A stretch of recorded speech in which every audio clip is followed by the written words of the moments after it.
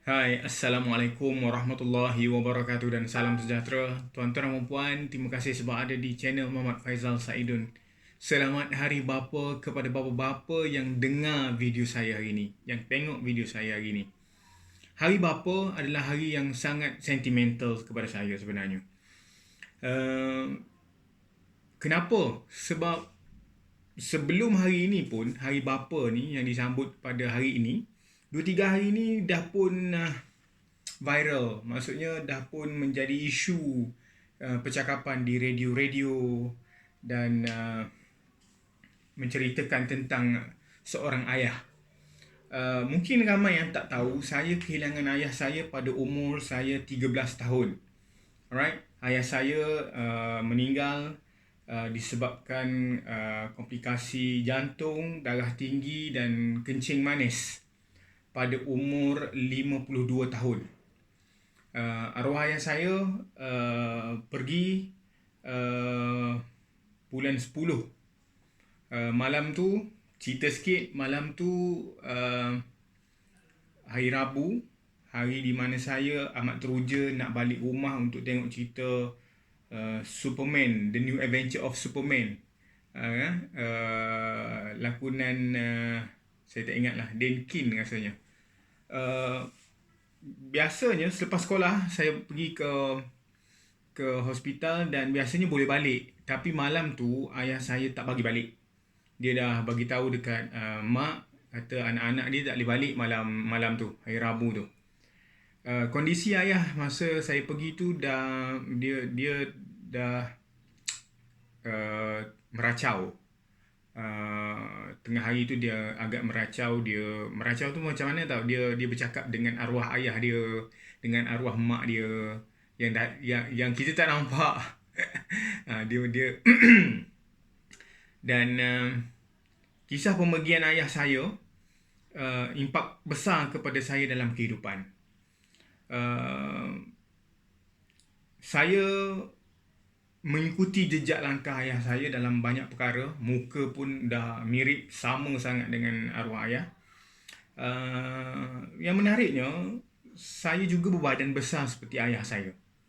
Okay? Daripada saya kecil, saya ingat badan saya besar dan obesiti.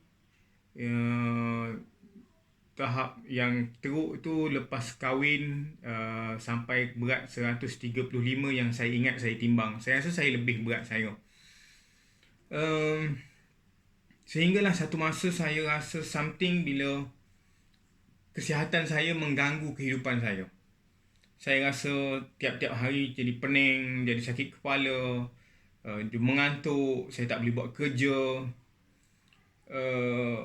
Saya mula ingatkan saya mula terimbau muka anak-anak.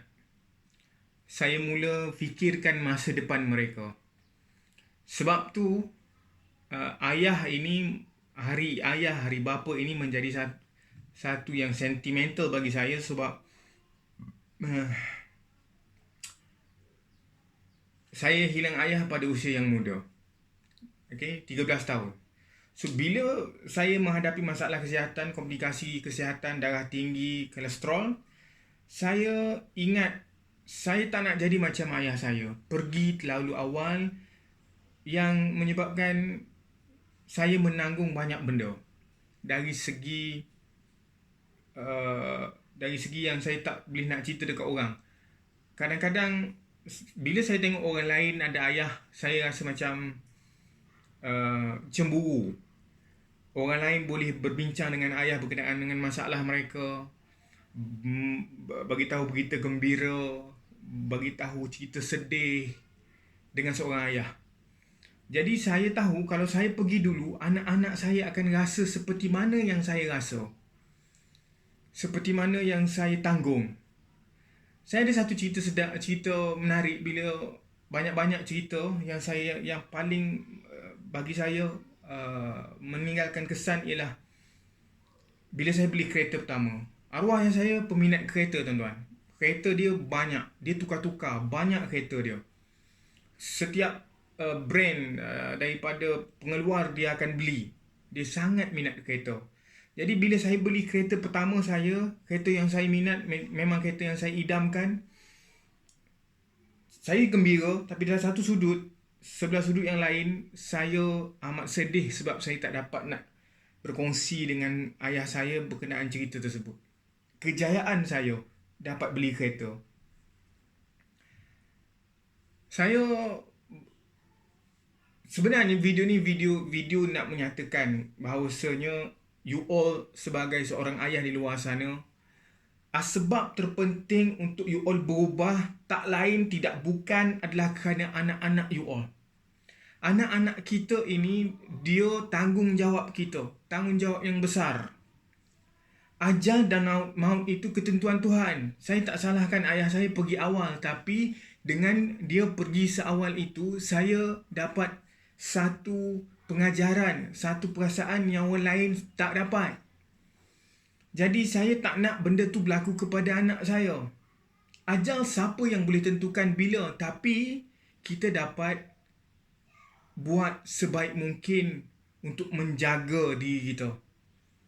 Sebab itulah saya berubah, sebab anak-anak, sebab worst scenario yang berlaku bermain di fikiran saya masa saya tengah down, tengah kesihatan tengah kurang, saya marah-marah tiap-tiap hari. Sebab kita kesihatan kurang, sakit kepala, kita nak buat kerja tak nak boleh, jadi kita jadi marah-marah, anak-anak jadi mangsa. Jadi pada masa tu saya muhasabah balik, saya tengok balik diri saya fikir balik the worst scenario yang mungkin berlaku. Pertama, saya mati. Okay, anak saya akan dibesarkan oleh isteri saya keseorangan, tanpa kasih sayang seorang ayah. Itu pun dah berat untuk kita terima. Yang kedua, isteri saya kahwin lain. Itu kemungkinan, tuan-tuan. Anak-anak saya ada ayah tiri. Jadi saya terfikir, adakah ayah tiri ini akan menyayangi anak-anak saya seperti mana saya menyayangi dan menghargai mereka? Yang ketiga, kalau saya terlantar sakit, kena stroke. Tuan-tuan dan puan, saya ada kawan yang kena stroke. Keadaan mereka amat negatif. Kuat marah. Bayangkan nak minum air tak boleh. Yang biasa kita buat tiap-tiap hari, minum air biasa je, tak ada masalah pun. Tiba-tiba nak minum air tu tak boleh. Dia mula jadi panas baran, tuan-tuan. Pernah berlaku depan mata saya. Kawan saya marah anak-anak dia sebab benda yang simple saja sebenarnya. Kalaulah dia sihat, dia tak akan jadi pemarah macam itu. Sebab saya kenal